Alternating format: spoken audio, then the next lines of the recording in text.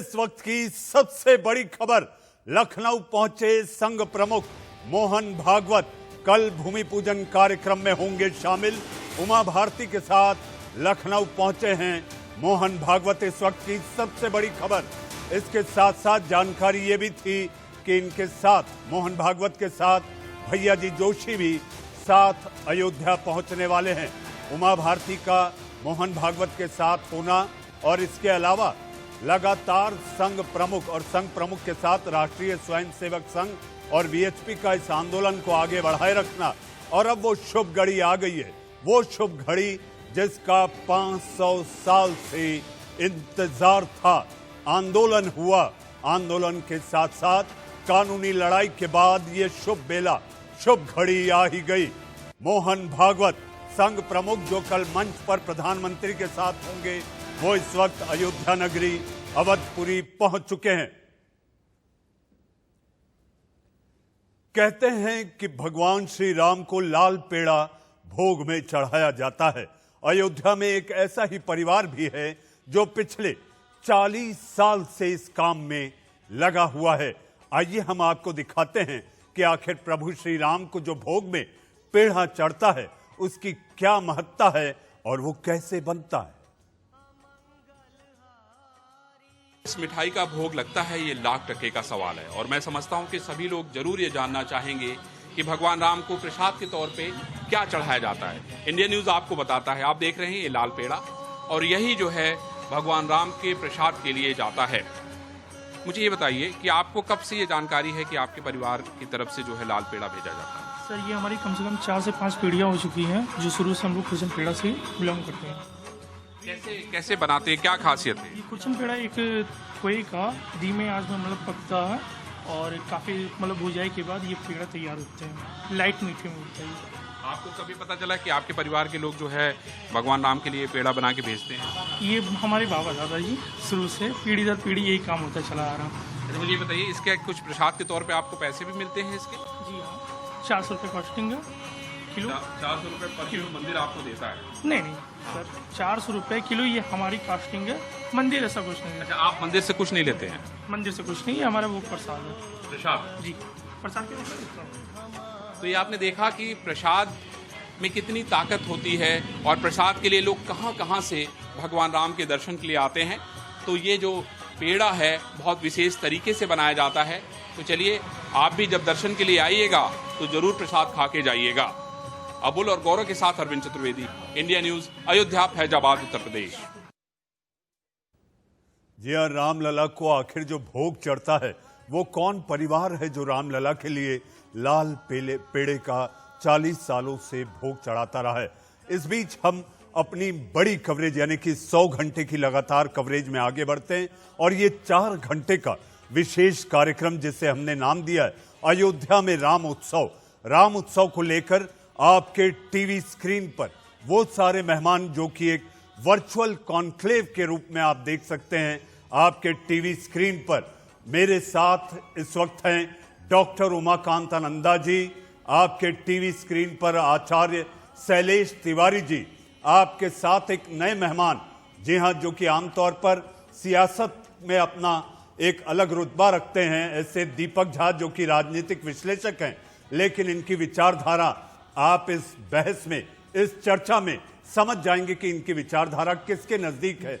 लेकिन आज मैं इनसे आग्रह करूंगा, मसला मर्यादा पुरुषोत्तम प्रभु राम का है दीपक जी, तो मर्यादा में रहकर आज इस पर चर्चा हो और बातचीत हो।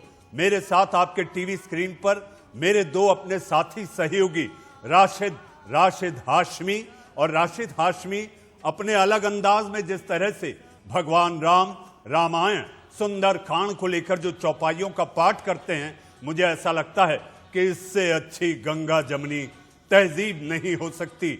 मेरे साथ मेरे अपने सहयोगी रजत राकेश टंडन अयोध्या में लगातार कवरेज के लिए जाते आते रहे, और मिनट टू मिनट कार्यक्रम लेकर भी इससे पहले इन्होंने प्रधानमंत्री के कार्यक्रम को लेकर खबर ब्रेक की थी, वो मेरे साथ हैं। मेरे साथ कंचन गिरी जी हैं, और मेरे साथ आचार्य राजू महाराज जी भी हैं। सबसे पहले मैं चलूंगा दीपक झा के पास। जी हां दीपक जी, आइए सबसे पहले मैं चलता हूं डॉक्टर उमाकांत नंदा जी के पास। उमाकांत नंदा जी, आज से मेरा सवाल है हनुमानगढ़ी का महत्व बताएं, जो कि इस समय केंद्र बना हुआ है। जैसे ही प्रधानमंत्री का विशेष चॉपर, जिसे हेलीकॉप्टर कहते हैं, अयोध्या की सरजमी को छुएगा, यानी कि टच डाउन करेगा, और प्रधानमंत्री सीधे अपने काफिले को लेकर हनुमानगढ़ी के द्वार पहुंचेंगे।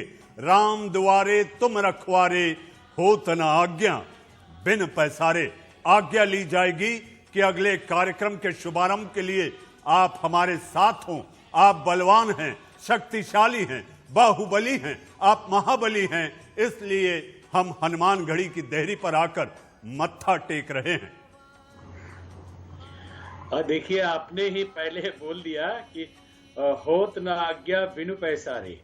आपके आज्ञा के बिना कोई भी कार्य ठीक से नहीं होता, और हनुमान जी और राम जी का एकदम अनन्याश्रय संबंध है। हनुमान जी के बिना राम कथा को हम नहीं ला सकते, और राम जी के बिना हनुमान जी नहीं है। कहते हैं ना कि दुनिया चले ना श्री राम के बिना, और राम जी चले ना हनुमान के बिना। और हनुमान जी की भूमिका भगवान राम के चरित्र में हर जगह है, और वो एक दरबान की तरह, एक रक्षक की तरह, एक सेवक की तरह, हर तरह से हनुमान जी भगवान राम के जीवन में और साथ साथ राम भक्तों के जीवन में हनुमान जी का प्रभाव है। तो जितनी श्रद्धा राम भक्तों की भगवान राम के प्रति होती है, उतनी ही श्रद्धा हनुमान जी के प्रति होती है। जैसे कहा जाता है कि महाकाल का दर्शन करना हो तो भैरवनाथ से अनुमति लेनी पड़ती है, वैसे ही अगर भगवान राम को किसी को पाना है, किसी को राम भक्ति करनी है और राममय होना है, तो पहले हनुमान जी के ही शरण में जाना पड़ता है। और हनुमान जी रक्षक के रूप में अयोध्या के द्वार पर बैठे हुए हैं, तो उनको भुलाकर यदि भगवान के पास जाएंगे तो भगवान अपने भक्तों के लिए होते हैं। कहते हैं कि यदि राम जी को आपने कुछ बोल दिया तो नाराज नहीं होते, लेकिन उनके भक्तों को कुछ बोल दिया तो राम रोष पावक सन जरई। तो इसलिए भक्त की महिमा और उनके सेवकों की महिमा बहुत बड़ी है, और यहाँ रक्षक के रूप में, दरबान के रूप में और सबके कल्याण करने वाले के रूप में हनुमान जी विराजमान है। तो सर्वप्रथम प्रधानमंत्री जी को भी वहीं जाना ही पड़ेगा। जी, डॉक्टर उमाकांतानंदा जी, मेरे साथ तमाम मेहमान बने हुए हैं।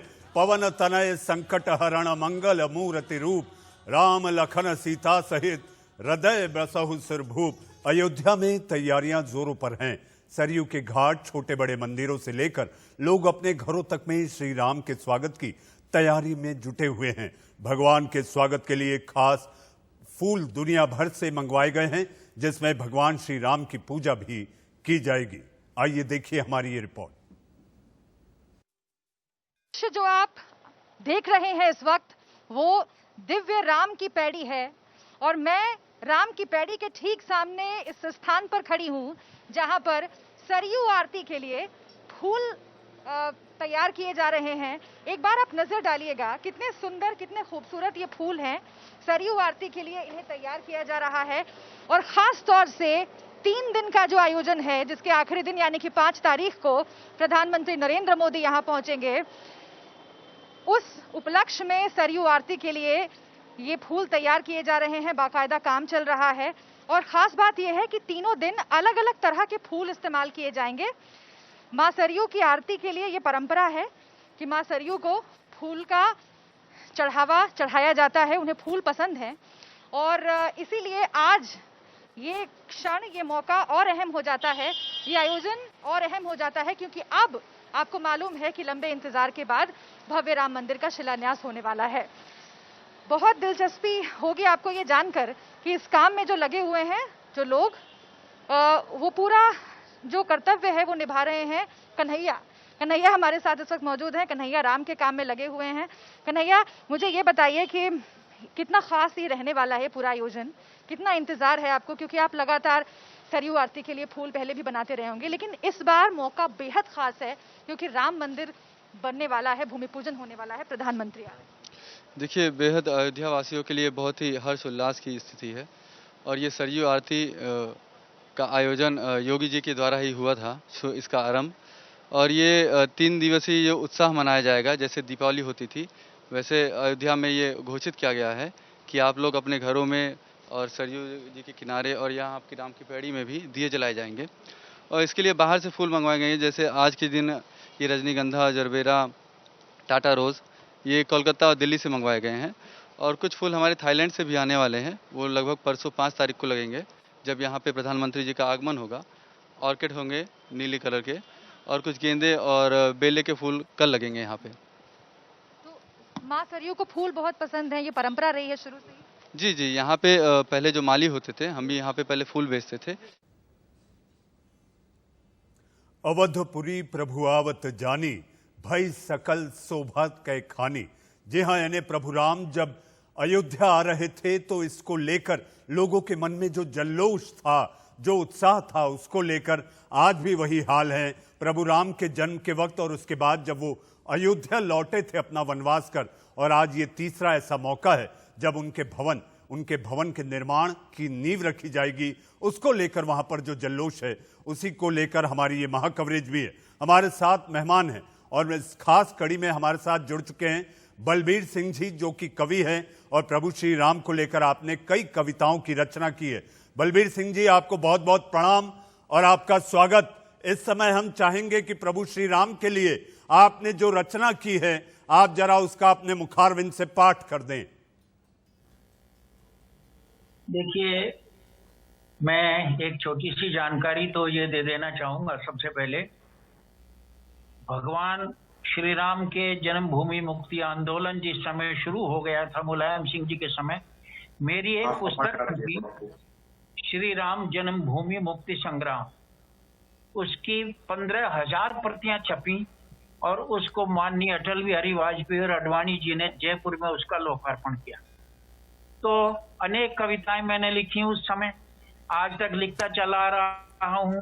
और साध्वी ऋतंभरा जी जो कविताएं गाया करती थी अपने प्रवचनों में, मैं बड़ी विनम्रता से कह रहा हूं कि उसमें 85% कविताएं मेरी ही हुआ करती थी। मैं एक बहुत छोटी रचना सुना देना चाहूंगा। उस समय के, देखिए उस परिस्थितियों में अंतर है। उस समय आक्रोश का था, आज होश का जमाना है। उस समय क्या लिखा गया था, साध्वी ऋतंभरा जी के माध्यम से जो मेरी रचना देश में गई, कुछ अंश में उसके पढ़कर सुना देता हूँ। सच चाहे इतना तीखा हो, धस जाए तीर सा सीने में। सच चाहे इतना तीखा हो, धस जाए तीर सा सीने में। सुनने वाला तिलमिला उठे, लथपथ हो या पसीने में। लेकिन दुर्घटना के भय से कब तक चुपचाप रहेंगे हम। नस नस में खोल रहा लावा, कितना संताप सहेंगे हम। कब तक चुपचाप रहेंगे हम। एक आदर्श की बात मैंने कही, हमको न मोहम्मद से नफरत, ईसा से हमको बैर नहीं। हमको न मोहम्मद से नफरत, ईसा से हमको बैर नहीं। 10 के 10 गुरु भी पूजनीय अपने हैं, कोई गैर नहीं। मंदिर में बलबीर सिंह जी, ईश्वर अल्लाह तेरो नाम। जी हाँ।